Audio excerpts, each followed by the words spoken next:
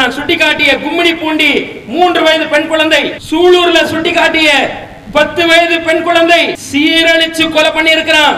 இப்படி யோசிச்சு பாருங்க, அந்த குழந்தை உங்களுடைய பெண் குழந்தையா இருந்திருந்தா உங்க மனநிலை எப்படி இருக்கும்? இந்த உரை கேட்கக்கூடிய பிற மத அன்பர்கள், முஸ்லிம்கள் எல்லாருடைய மனசுல கை வைங்க. போலீஸ் அதிகாரிகள் உட்பட உங்க மனசுல கை வச்சு சொல்லுங்க, அந்த 3 வயசு பெண் குழந்தை ஏன் பெண் குழந்தையா இருந்தா என் மனசு என்ன தீர்ப்பு சொல்லும்? அந்த குற்றவாளி உயிரோடு விட்டு வைக்க கூடாது என்று சொல்லுமா இல்லையா? உயிரோடு திரிந்து கொண்டிருக்கிறான், ஜெயில சுதந்திரமா வாழ்ந்து கொண்டிருக்கிறான். இது போன்ற பாலியல் குற்றவாளிகளை, காமுகர்களை, கயவர்களை தூக்கிலிட வேண்டும் என்ற சட்ட திருத்தத்தை கொண்டு வர வேண்டும் என்பதற்கு தான் இந்த பேரணி.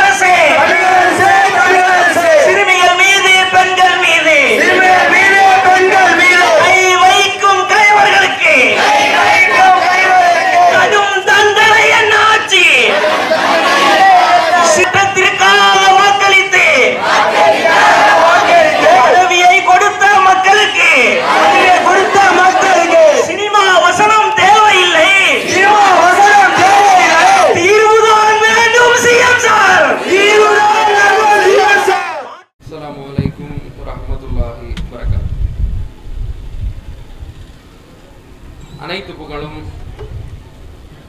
நம்மை எல்லாம் படைத்து பரிபாலனம் செய்யக்கூடிய அந்த ஏக இறைவனான அல்லாஹ்விற்கே உரித்தாக. அன்பிற்குரிய பெரியவர்களே, தாய்மார்களே, சகோதர சகோதரிகளே, பிரமத அன்பர்களே, தொப்புள் கொடி உறவுகளே, தமிழ்நாடு தௌஹீத் ஜமாத் தமிழகம் நெடுகிலுமாக 100க்கும் நெருக்கமான இடங்களில் இந்த கண்டன பேரணியை, விழிப்புணர்வு பேரணியை கடந்த சில வாரங்களாக நாம் நடத்தி வருகின்றோம். இதனுடைய நோக்கம் என்னவென்றால், ஏதோ ஒரு முஸ்லிம் சமுதாயத்து பெண்களுக்கான ஒரு விழிப்புணர்வு பேரணி இது கிடையாது. இந்த பேரணியினுடைய நோக்கம் இந்த தமிழ்நாட்டிலே, இந்த இந்தியாவிலே இருக்கக்கூடிய பெண்களுக்கான பாதுகாப்பை உறுதிப்படுத்துவதற்கான, பெண் குழந்தைகளுக்கான பாதுகாப்பை உறுதிப்படுத்துவதற்கான விழிப்புணர்வு பேரணி தான் இது. ஒரு குறிப்பிட்ட முஸ்லிம்கள் நடத்துவதனால் இதை ஏதோ ஒரு சிறிய விஷயம் என்று நீங்கள் கருதிவிட வேண்டாம். ஏனென்றால் இந்த தமிழகத்திலே இப்போது டிவிகே என்று சொல்லப்படக்கூடிய இவர்கள் முதலமைச்சராக ஜோசப் விஜய் அவர்கள் அமர்ந்திருக்கிறார். அவர் ஆட்சிக்கு வந்த பிறகு இந்த பாலியல் குற்றங்கள் அதிகமாக நடக்கிறது என்பது நம்முடைய குற்றச்சாட்டு கிடையாது. இதற்கு முன்னாடி இருந்த அரசாங்கம் இருந்தாலும் சரி, அதற்கு முன்னாடி இருக்கக்கூடிய அரசாங்கம் இருந்தாலும் சரி, இந்த பாலியல் குற்றங்கள், பெண்களுக்கு எதிரான பாலியல் குற்றங்கள், சின்ன பெண்களுக்கு எதிரான வன்கொடுமைகள் எல்லாம் நடந்து வந்து கொண்டிருக்கக்கூடிய வரலாற்றை நாம் பார்க்கிறோம். இதற்குண்டான தீர்வுகளையும், இதற்குண்டான ஒரு விழிப்புணர்வையும் இந்த சமுதாயத்தில் ஏற்படுத்த வேண்டும், அரசாங்கத்திற்கு நாம் சுட்டிக்காட்ட வேண்டும் என்ற அடிப்படையில் தான் இந்த பேரணி நடைபெற்று வருகிறது. உதாரணமாக சமீபத்தில் நடந்த சில விஷயங்களை நான் மேற்கோள் காட்டுகிறேன். கோவை சூலூரில் 10 வயது சிறுமி விளையாடி கொண்டிருக்கக்கூடிய சிறுமியை கயவர்கள் வெளியே அழைத்து சென்று கடத்தி சென்று பாலியல் வன்கொடுமை செய்து கொலை செய்கிறார்கள். அவர்களுடைய பெற்றோருடைய புலம்பலுடைய வீடியோ காட்சிகளை நம்ம பார்க்கிறோம். கும்மிடிப்பூண்டியில 3 வயது பெண் குழந்தை சைல்டு ஹராஸ்மெண்ட் என்று சொல்லப்படக்கூடிய சிறுமிகளுக்கு எதிரான பாலியல் குற்றங்களை செய்து அந்த குழந்தையை சித்திரவதை செய்து புதரிலே தூக்கி போட்டிருக்கிறார்கள், கொலை செய்திருக்கிறார்கள். இந்த நிகழ்வு கும்மிடிப்பூண்டியில ஒரு சில நாட்களுக்கு முன்னால் நடந்திருக்கிறது. தமிழகத்தில் இன்னும் நிறைய இடங்கள்ல இது போன்ற நிகழ்வுகள். சென்னையில ஹாசினி என்று சொல்லப்படக்கூடிய ஒரு 6 வயது பெண் குழந்தைய தஷ்வந்த் என்று சொல்லப்படக்கூடிய 22 வயது நெருக்கமாக இருக்கக்கூடிய அவன் பாலியல் ஹராஸ்மெண்ட் என்று சொல்லப்படக்கூடிய அந்த பாலியல் குற்றத்தை செய்து அந்த குழந்தையை கற்பழித்து கொலை செய்தான். அவனுக்கு கீழமை நீதிமன்றம் மரண தண்டனை தீர்ப்பு கொடுத்தது. அதை எதிர்த்து உயர் நீதிமன்றத்துக்கு போனான். உயர் நீதிமன்றம் உறுதிப்படுத்தியது அந்த தீர்ப்பை. அதற்கு பிறகு வெளியே வந்து உச்ச நீதிமன்றத்தில் அப்பீல் செய்து இப்போது விடுதலையாகி இங்கே வாழ்ந்து கொண்டிருக்கிறான். தஷ்வந்த் என்று சொல்லப்படக்கூடிய பாலியல் குற்றவாளி நம் கண் முன்னால் உயிரோடு வாழ்ந்து கொண்டிருக்கிறான். தஷ்வந்த் யாரை சின்ன பின்னமாக்கினானோ, மனித மிருகமாக செயல்பட்டு அந்த சிறுமியை சீரழித்தானோ, அந்த குழந்தை ஹாசினி நம் கண் முன்னால் இல்லை. அதே மாதிரி அயனாவரத்தில் 11 வயது சிறுமி. எந்த மாதிரி சிறுமி தெரியுமா? ஹேண்டிகேப்னு சொல்லும்லங்க, கை கால் சரியாக இல்லாத, நம்மள மாதிரி இல்லாத, நம்மள மாதிரி பேச முடியாத, நம்மள மாதிரி பார்க்க முடியாத ஊனமான ஒரு குழந்தைய அங்க இருக்கக்கூடிய வாட்ச்மேன், அங்க இருக்கக்கூடிய வேலையாட்கள் இவர்களெல்லாம் ஒன்றாக சேர்ந்து அந்த ஊனமா இருக்கக்கூடிய குழந்தையை சீரழித்து கொலை செய்கிறார்கள். இதெல்லாம் நான் சொல்லக்கூடியதெல்லாம் நாம் எந்த மாநிலம் அமைதியான மாநிலம் என்று குறிப்பிடுகிறோமோ, எந்த மாநிலத்தில் பிரச்சனைகள் இல்லை என்று சொல்கிறோமோ, அது போன்ற தமிழ்நாட்டில் தான் இது போன்ற சம்பவங்கள் நம் கண் முன்னால் நடந்து வருகிறது. கேவலமான காரியங்கள் நடந்து வருகிறது. இதற்கு இடையில தான் உங்க பெண் குழந்தை வாழ்ந்து வருகிறார்கள். ஏன் பெண் குழந்தை இந்த சமுதாயத்தில் தான் வாழ்ந்து வருகிறது. அப்போ இது போன்ற தீமைகள் 1 இல்ல 2 இல்ல, தமிழக அளவுல இன்னும் நிறைய சொல்லலாம். அதே மாதிரி அதாவது இந்தியாவே உலுக்கி போட்ட 2-3 விஷயங்கள் சொல்றதா இருந்தா, டெல்லியில நிர்பயா என்று சொல்லப்படக்கூடிய ஒரு பெண்மணியை பேருந்திலேயே வச்சு கற்பழிச்சு பேருந்திலேயே கொலை பண்ணாங்க. சேலத்துலங்க ஒரு சில வாரங்கள் ஒரு சில நாட்களுக்கு முன்னால் பொள்ளாச்சியில அதிமுக ஆட்சியில நடந்தது. பெண்களை ஆபாசமாக வீடியோ பிடித்து தப்பான நடத்தைக்கு கற்பழிக்கக்கூடியவர்களாக இருந்தார்களே, இதே போன்ற சம்பவம் சேலத்திலே நடந்து அவருடைய கைது செய்து வீடு போனை வாங்கி பார்க்கிறாங்க. போன்ல 50 பெண்களுக்கு மேலான ஆபாச வீடியோக்கள் உள்ள இருக்கிறது. அதை காண்பிச்சு காண்பிச்சு காண்பிச்சு அந்த பெண்களை தப்பான நடத்தைக்கு பயன்படுத்துறான். இப்படி மணிகண்டன் என்று சொல்லப்படக்கூடிய ஒருத்தர் சேலத்துல இப்போது சில நாட்களுக்கு முன்னால் அவனை டிவிகே மெம்பராக இருக்கக்கூடிய நபராக குறிப்பிடுகிறார்கள். இப்படி தமிழகத்தினுடைய போக்கை பார்க்கிறோம். பெண்களுக்கு எதிரான பாலியல் கொடுமைகளை பார்க்கிறோம். சின்ன பெண்களுக்கு எதிரான பாலியல் கொடுமைகளை பார்க்கிறோம். இதுல கவலை என்ன தெரியுமா? ஒரு 15, 16, 20 வயசுல இருக்கக்கூடிய பெண்கள்னா பாலியல்னா என்னன்னாவும் தெரியும். இந்த 3 வயசு பெண் குழந்தை, இது 6 வயசு பெண் குழந்தை இருக்கு பாருங்க, இதுக்கு பாலியல்னாவே என்னன்னு தெரியாதுங்க. அந்த மாதிரி பெண் குழந்தைகள்லாம் இவர்கள் சீரழிக்கிறார்கள் என்றால் எவ்வளவு ஒரு கொடூரமான காமம் வெறி பிடித்தவர்களாக இவர்கள் இருப்பார்கள் என்பதை ஒரு கணம் நீங்கள் சிந்தித்து பாருங்கள். இந்த பேரணியினுடைய அவசியம் உங்களுக்கு புரியும். இந்த சமுதாயத்தில் எவ்வளவு விழிப்புணர்வு ஏற்படுத்த வேண்டிய நிலை இருக்கிறதுன்னு தெரியும். அரசாங்கத்திடம் நாம் கண்டனம் பதிய வைக்க வேண்டிய அவசியம் என்னவென்று உங்களுக்கு தெரியும். அப்போ இந்த மாதிரி சம்பவங்கள் அநேகமா நடந்து வருகிறது. நான் ஒன்றரை மேற்கோள் காட்டியிருக்கிறேன்.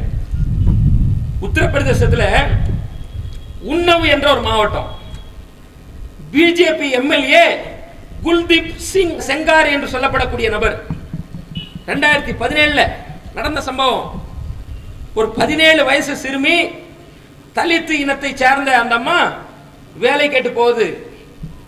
வேலை கேட்டு போகக்கூடிய அந்த பெண்மணியை ஹராஸ்மெண்ட் செய்து, பாலியல் வன்கொடுமை செய்து கொலை செய்து விட்டார்கள். கொந்தளிக்குது உத்தரப்பிரதேசம். அங்க மிகப்பெரிய போராட்டம் நடக்குது. பிரஸ்காரங்களை கூட உள்ள விடல, அவரை தூக்கி உள்ள போடக்கூடிய அளவுக்கு விஷயங்கள் நடந்தது. வருடங்கள் ஆனா மக்கள் கிட்ட ஒரு பெரிய பிரச்சனை என்ன, மறதி தேசிய வியாதின்னு சொல்றானா இல்லையா, நம்ம ஆள் மறந்துடுவான். இப்போது அவரு விடுதலை ஆகி வாழ்ந்து கொண்டிருக்கிறார், சுதந்திரமா வாழ்ந்து கொண்டிருக்கிறார், பொறுப்பில் இருந்து கொண்டிருக்கிறார். அப்போ இதுதான் இந்த இந்தியாவுடைய நிலை, இதான் தமிழ்நாட்டுடைய நிலை.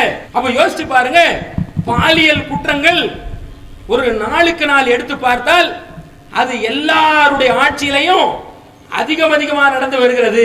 தமிழகத்தில் நடந்து வருகிறது. அது குறைபாடே இல்லாமல் கூடிக்கொண்டே போகிறது. இரண்டாவது விஷயத்துக்கு வர்றேன். இது நடப்பதற்குண்டான காரணம் என்ன, எதுக்காக இது நடக்குது? இதை சிந்திக்கவில்லை என்று சொன்னால் இந்த சமுதாயம் முன்னேற முடியாது. நம்ம பெண் குழந்தைகளை காப்பாற்ற முடியாது. இந்த கயவர்களை, இந்த காமுகர்களை ஒழிக்கவே முடியாது. என்ன காரணம்? 2-3 விஷயங்களை நான் மேற்கோள் காட்ட விரும்புறேன். ஒண்ணு, போதை கலாச்சாரம் அதிகமானது முதல் காரணம். இந்த சமுதாயத்தில் கண்டு காணாம ஒவ்வொரு பகுதியில டாஸ்மார்க் என்று சாராய கடையை அரசாங்கமே முன்னின்று நடத்துதா இல்லையா? அதுதான் காரணம். காமுகர்களை போதை வயப்பட்டவனாக மாறும் பொழுது அவனுக்கு யாரு மனைவி, யாரு அம்மா, யாரு தங்கச்சின்னு அவனுக்கு தெரியல. சின்ன சின்ன குழந்தைகளை உட்பட சீரழிக்கிறான். இப்ப பாலியல் குற்றவாளிகள் என்று யாரை நீங்கள் எடுத்து பார்த்தாலும் 90% நபர்கள் இது போன்ற போதையில் இருந்திருக்கிறாங்க. முஸ்லிம் முஹல்லாக்களுடைய நிலையை நீங்கள் கவனத்தில் கொள்ளணும். முத்துப்பேட்டை எல்லாம் முஸ்லிம் முஹல்லா, திருத்துறைப்பூண்டி முஸ்லிம் முஹல்லா, திருவாரூர் முஸ்லிம் முஹல்லா, நாகூர், கும்பகோணம் போன்ற பல முஹல்லாக்கள் இங்கே இருக்கிறது, டெல்டா மாவட்டமாக இருக்கிறது. ஆனால் என்ன, ஒவ்வொரு முஹல்லாக்கள் உள்ள நுழைஞ்சு பார்த்தா கஞ்சா இங்கே இருந்து கொண்டிருக்கிறது இளைஞர்கள் மத்தியிலே. காவல்துறை எல்லாம் இது தெரியாதா உங்களுக்கு? அதிகாரிகளுக்கு உங்களுக்கு தெரியாதா? இது தடை செய்யப்பட வேண்டியது. இதை யார் பயன்படுத்துகிறார்கள் அவனுக்கு கடுமையான தண்டனை தரப்பட வேண்டும் என்று உங்களுக்கு தெரியாதா? சுதந்திரமாக சமீபத்தில் பக்கத்தில் உள்ள ஊர்ல ஒரு 1.5 கிலோ கஞ்சாவை பிடித்திருக்கிறாங்க.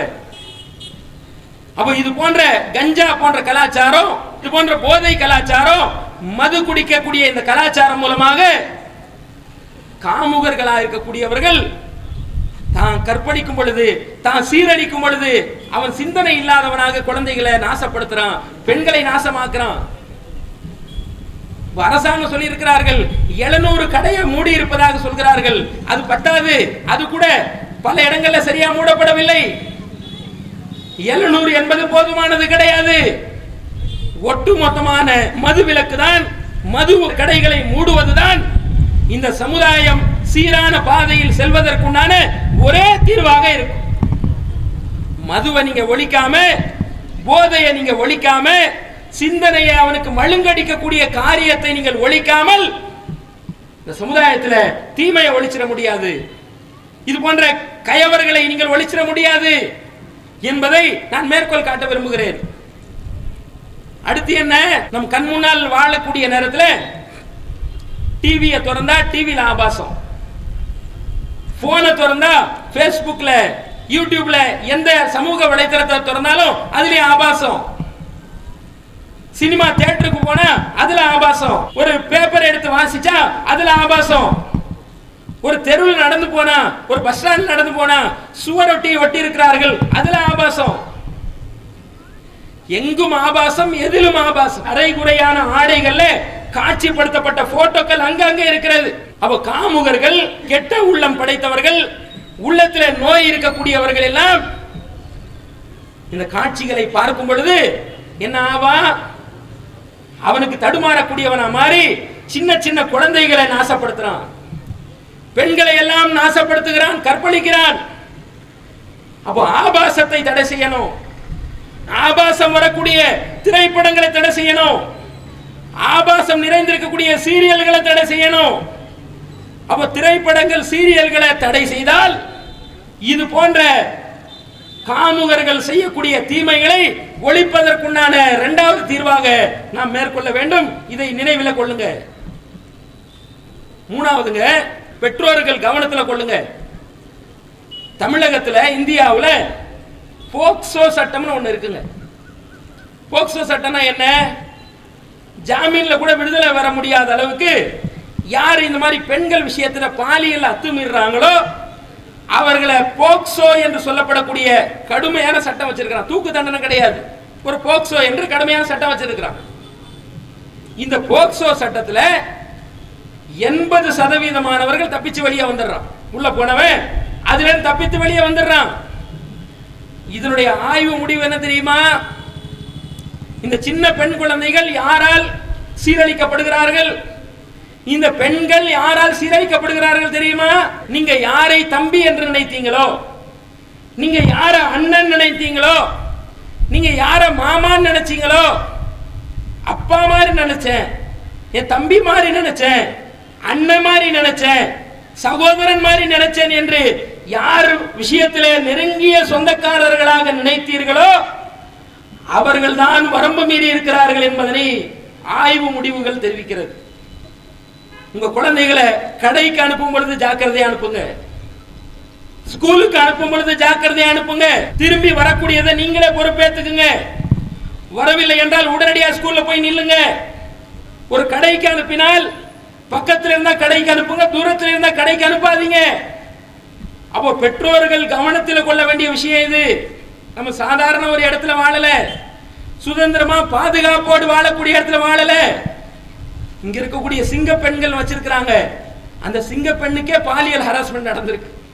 சிவகங்கையில காவல்துறை அதிகாரிகளே சிங்க பெண்ணா இருக்கக்கூடிய அந்த பெண்ணுக்கு பாலியல் ஹராஸ்மெண்ட் கொடுத்து அந்த அம்மா 100க்கு போன் பண்ணி கம்ப்ளைண்ட் பண்ணுது. சிங்க பெண்ணுக்கும் பாதுகாப்பு கிடையாது, சின்ன பெண்களுக்கும் இங்க பாதுகாப்பு இல்லாத நிலையில நம்ம வாழ்ந்து கொண்டிருக்கிறோம் என்பதை கவனத்தில் கொள்ளுங்க.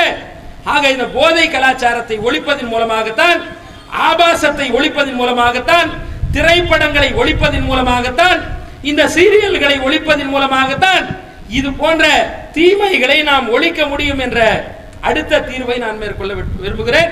பெற்றோர்களுக்கும் இதனுடைய அறிவுரையை நான் சுட்டிக்காட்ட விரும்புகிறேன். அடுத்து என்ன?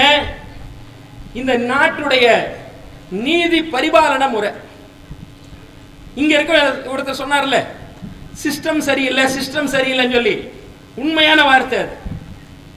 இங்க இருக்கக்கூடிய சிஸ்டத்தை வச்சுட்டு நீங்க எந்த தீமையும் ஒழிக்க முடியாது. என்ன மாதிரி சிஸ்டத்தை வச்சிருக்கிறான்?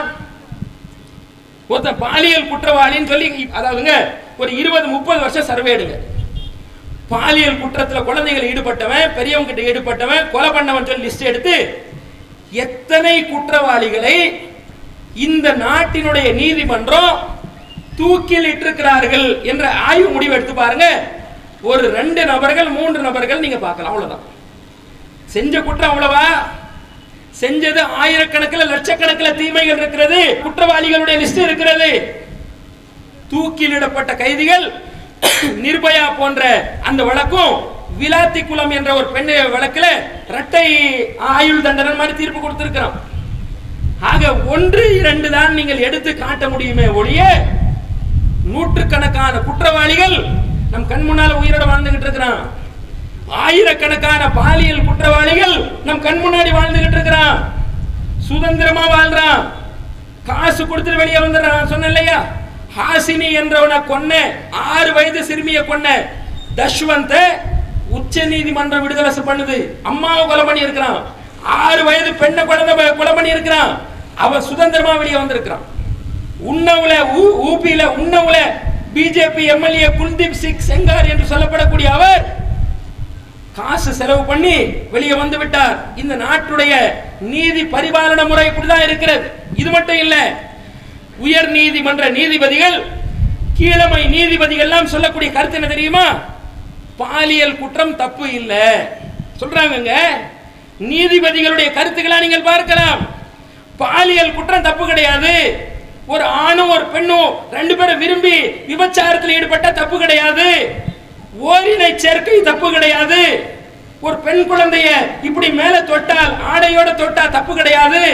ஆடையோட தானே மேல கை வச்சிருக்கிறான் என்ற மாதிரி எல்லாம் நீதிபதிகள் எல்லாம் சொல்லி உச்ச நீதிமன்றம் கண்டனம் தெரிவித்திருக்கிறது. இது தப்பு என்று கூறி நீதிமன்றங்களுடைய நிலை என்னன்னு கேட்டா, குற்றம் செய்தால் கடுமையான தண்டனை என்றெல்லாம் கிடையாது. காசு செலவு செஞ்சா வெளியே வந்துடலாம். காந்தி பிறந்த நாளுக்கு வெளியே வந்துடலாம். நல்ல நல்ல பெரிய தலைவர்களுடைய பிறந்த நாளுக்கு வெளியே வந்துடலாம் சொல்லி மணி அது சொல்லுவாங்கல்ல, மணி அடிச்சா சோறு மாமியார் வீடுன்ற மாதிரி சிக்கன் பிரியாணி அவனுக்கு கொடுத்து நல்ல நல்ல திரைப்படங்கள் காட்டி அவனை ஜெயில மாமியார் வீட்டில் தங்க வைக்கிற மாதிரி தங்க வச்சா அவன் எங்க இருந்து தப்பிப்பான்? அவன் எங்க இருந்து தீமை செய்யாம இருப்பான்? தீமை செய்யக்கூடியவனா தான் மாறுகிறான். ஆக தீமை செய்வதற்கு இந்த நாட்டினுடைய அந்த நீதி பரிபாலன முறை, அவனுக்கு தண்டனை கொடுக்கக்கூடிய முறைகள்ல கடுமை தன்மை இல்ல, ரொம்ப இலகுவான தண்டனைகள் இருக்கிறது. ஜாமீன்ல வெளிவரக்கூடிய அளவுக்கு தண்டனை இருக்கிறது. 3 மாதம் 6 மாத தண்டனை இருக்கிறது. உள்ளே போகாம வெளியே சுத்தக்கூடிய நூற்றுக்கணக்கான பாலியல் குற்றவாளிகள் இங்க இருக்கிறான். ஆக குற்றங்கள் நடக்கக்கூடிய இந்த விஷயத்துல அடுத்த தீர்வை நீங்கள் முக்கியமாக கவனிக்கணும். இதற்காகத்தான் இந்த பேரணி கூட என்று கூட நீங்க வைத்துக் கொள்ளலாம். அதாவதுங்க, இப்போது நான் சுட்டிக்காட்டிய கும்மிடி பூண்டி 3 வயது பெண் குழந்தை, சூலூர்ல சுட்டிக்காட்டிய 10 வயது பெண் குழந்தை சீரழிச்சு கொலை பண்ணி இருக்கிறான். அது இப்படி யோசிச்சு பாருங்க, அந்த குழந்தை உங்களுடைய பெண் குழந்தையா இருந்திருந்தா உங்க மனநிலை எப்படி இருக்கும்? இந்த உரை கேட்கக்கூடிய பிற மத அன்பர்கள், முஸ்லிம்கள் எல்லாருடைய மனசுல கை வைங்க. போலீஸ் அதிகாரிகள் உட்பட உங்க மனசுல கை வச்சு சொல்லுங்க, அந்த 3 வயசு பெண் குழந்தை ஏன் பெண் குழந்தையா இருந்தா என் மனசு என்ன தீர்ப்பு சொல்லும்? யோசிச்சு பாருங்க, என்ன தீர்ப்பு சொல்லுங்க? அந்த குற்றவாளி உயிரோடு விட்டு வைக்க கூடாது என்று சொல்லுமா இல்லையா? உயிரோடு திரிந்து கொண்டிருக்கிறான், ஜெயில சுதந்திரமா வாழ்ந்து கொண்டிருக்கிறான். இது போன்ற பாலியல் குற்றவாளிகளை, காமுகர்களை, கயவர்களை தூக்கிலிட வேண்டும் என்ற சட்ட திருத்தத்தை கொண்டு வர வேண்டும் என்பதற்கு தான் இந்த பேரணி. இந்த பேரணியினுடைய நோக்கம் என்ன? அவன் குற்றவாளிகள், பாலியல் குற்றவாளிகள், பாலியல் குற்றத்தை ஈடுபட்டு அந்த குழந்தைகளை உயிரோடு கொலை செய்த கொலையாளிகளை உயிரோடு விட்டு வைக்காதே, அவர்களுக்கு மரண தண்டனையை உறுதிப்படுத்து என்ற திட்டமான தீர்ப்பை நாம், அதாவது தமிழகத்தில் இருக்கக்கூடிய மாநில அரசாங்கத்திற்கும் சட்ட திருத்தத்தை கொண்டு வருவதற்கு, தீர்மானம் நிறைவேற்றுவதற்கு வலியுறுத்துகிறோம். ஒன்றிய அரசுக்கும் இதை வலியுறுத்துகிறோம். ஒருத்தன் கூட பிச்சை இருக்கக்கூடாது. அவன் முஸ்லிமா இருந்தாலும் சரி, முஸ்லிம் அல்லாதவனா இருந்தாலும் சரி, ஒரு குழந்தையை தொட்டு கற்பழிச்சு அவன் கொலை செய்து விட்டால், ஒரு பெண்ணை தொட்டு அவன் கொலை செய்து விட்டால், அவனுக்கு பதில் மரணத்திற்கு பதில் மரணம் தான். இஸ்லாமிய தீர்வை தான் கூறுகிறது. எதை அவன் சேதப்படுத்தினானோ அதையே சேதம் ஏற்படுத்தி என்று இஸ்லாம் கூறுகிறது. அப்போ இந்த மாதிரி ஒரு சேதத்தை ஏற்படுத்தக்கூடியவர்களே நபிகள் நாயகம் காலத்துலங்க, ஒரு சின்ன பாப்பா, சின்ன குழந்தை கழுத்துல வெள்ளி செயின் போட்டு போகுது. யூத மதத்தை சேர்ந்த ஒருத்தன் அந்த வெள்ளி செயினை புடுங்கிறதுக்காக அந்த குழந்தைக்கு ஒரு பெரிய கல் எடுத்து தலையில போட்டு அந்த செயினை பிடுங்கிறான். அந்த குழந்தை நபிகள் நாயகம் அவங்க கிட்ட கொண்டு வரப்படுது. நபிகள் நாயகம் குற்றுயிரும் குலை உயிருமா இருந்த அந்த குழந்தைய வச்சுக்கிட்டு கேட்கிறாங்க, உன்னை கொன்னவங்க யாருமா அப்படின்னு கேட்கிறாங்க. இவரா இவரா இவரான்னு அடையாளம் கேட்கிறாங்க. அந்த குழந்தை இல்லை இல்லைன்னு தலையாட்டுது. கடைசியா குழந்தை கை காட்டுது இவர் தான் சொல்லி. அவர்கிட்ட கேட்கிறாங்க, அவன் யூதன் ஒப்புக்கொள்றான், நான் தான் கல் எடுத்து கொன்று அந்த செயினுக்காக கொன்றேன் என்று தலையெடுத்து கல்லு போட்டேன் என்று சொல்கிறார். நபிகள் நாயகம் ஸல்லல்லாஹு அலைஹி வஸல்லம் உத்தரவிடுகிறார்கள், அதே போல எந்த 2 கல்லு வச்சு அந்த குழந்தையினுடைய தலையை நசுக்கினானோ அதே போல 2 கல்லுக்கு மத்தியில் இவருடைய தலையை வைத்து நசுக்கி கொல்லுங்கள் என்று தீர்ப்பு கொடுத்தார்கள் நபிகள் நாயகம். இதுதாங்க தீர்ப்பு. இந்த சமுதாயத்தில் பெண் குழந்தைகளை கொலை நடக்குமானால் சின்ன பெண் குழந்தையா இருந்தாலும் சரி, பெரியவர்களுடைய பெண்ணா இருந்தாலும் சரி, கொலை நடக்குமானால் பதிலுக்கு அவனுடைய உயிர் பிரியப்பட வேண்டும்.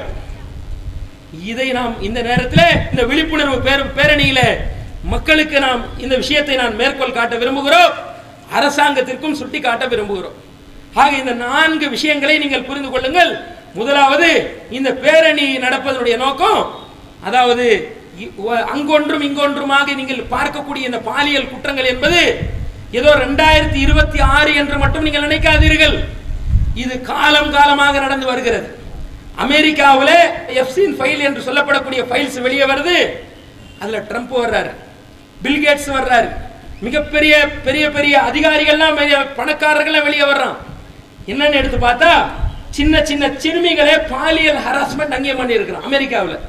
அமெரிக்காவில் சின்ன சின்ன பெண் குழந்தைகளை பாலியல் வன்கொடுமைக்கு ஆளாக்கி இருக்கிறான். அங்க கேஸ் ஓடுது. அது இங்கே எடுத்து பார்த்தா எல்லா மாநிலங்களையும் இது நடந்து வருது. தமிழகத்திலையும் படிச்ச மாநிலம் என்று சொல்லப்படும் தமிழகத்தில் நடந்து வருது. அப்ப அதற்குண்டான இந்த குற்றங்கள் குறைய வேண்டும் என்றால் நீங்கள் மதுவை ஒழிக்காமல், கஞ்சா அபின் போன்ற போதையை ஒழிக்காமல் நீங்க இந்த தீமையை ஒழிக்க முடியாது என்ற பகுதியை கொண்டு வாருங்கள். இதை அரசாங்கத்திற்கு திட்டமான ஒரு முடிவா எடுங்க. இதனால் 1000 கோடி ரூபாய் வருமானம் வந்தா கூட மதுவினால் வரக்கூடிய வருமானம் எங்களுக்கு வேண்டாம் என்று ஒரு முடிவை எடுக்கக்கூடியவர்களாக அரசாங்கம் வர வேண்டும். அதே போல ஒரு பகுதியில் முஹல்லாக்கள்ல, ஊர்கள்ல கஞ்சா பரவல் இருக்கிறதா, போதை பரவல் இருக்கிறதா, அதை கடுமையான ஒரு நடவடிக்கை எடுங்க. முஸ்லிம் இளைஞரா இருந்தாலும் சரி, யாரா இருந்தாலும் சரி, உள்ள தூக்கி அவனை போடுங்க. அந்த போதை கலாச்சாரமே அந்த முஹல்லாக்குள்ள, அந்த ஊர்ல இல்லாத அளவிற்கு சட்டம் ஒழுங்கை நீங்கள் பாதுகாக்க வேண்டும் என்பதை நாங்கள் அதிகார வர்க்கத்துக்கும் மாநில அரசாங்கத்திற்கும் நாங்கள் கோரிக்கையாக சொல்லிக் கொள்கிறோம். அதே போல இதற்கு முன்னால் டிஎம்கே ஆட்சியில் இருக்கும் பொழுது இன்றைய முதலமைச்சர் அவர்கள் பேசினார், இங்க சட்ட ஒழுங்கு சரியில்லை, சட்ட ஒழுங்கு பாதுகாப்பு இல்லை, சின்ன குழந்தைங்க டாய்லெட் சரியில்லை என்பதற்காக ஒதுங்கி வேற இடத்துக்கு போகும் பொழுது அந்த குழந்தை பாலியல் வன்கொடுமை செய்து கொல்லப்பட்டால் என்று முதலமைச்சராக இருக்கக்கூடிய விஜய் அவர்கள் கவலைப்பட்டார். ஆனா இன்னைக்கு வாயை திறக்க மாட்டேன் என்கிறார். ஏன்? அவர் தான் சட்ட ஒழுங்கு கையில வச்சிருக்கிறார், தன்னுடைய அதிகாரத்தை கையில வச்சிருக்கிறார், காவல்துறையை கையில வச்சிருக்கிறார். அப்போ அதிகாரம் கையில் வைத்திருக்கக்கூடிய அவர் சட்டத்தை கடுமையான முறையில் நிறைவேற்ற வேண்டிய இடத்தில் இருக்கக்கூடிய அவர் அமைதி காப்பது அழகு கிடையாது. ஆக இதற்குண்டான இந்த தீர்வாக இந்த 4 விஷயங்களை நான் இங்கே மேற்கோள் காட்ட விரும்புகிறேன். ஆக மது போதைகளுக்கு எதிராக இந்த பிரச்சாரத்தை நாம் தொடர்ச்சியாக கொண்டு செல்ல வேண்டும். அதே போல ஆபாசம் நிறைந்திருக்கக்கூடிய சினிமாவை ஒழிக்கப்பட வேண்டும், ஆபாசம் நிறைந்திருக்கக்கூடிய சீரியலை ஒழிக்கப்பட வேண்டும், போதை கலாச்சாரம் இந்த சமுதாயத்தை விட்டு ஒழித்திருக்க வேண்டும். இது போன்ற குற்றவாளிகளுக்கு மரண தண்டனை உறுதியாக வழங்க வேண்டும் என்று சொல்லி என்னுடைய உரையை முடித்துக் கொள்கிறேன். அல்ஹம்துலில்லாஹி ரப்பில் ஆலமீன். அல்லாஹு அக்பர். அல்லாஹ்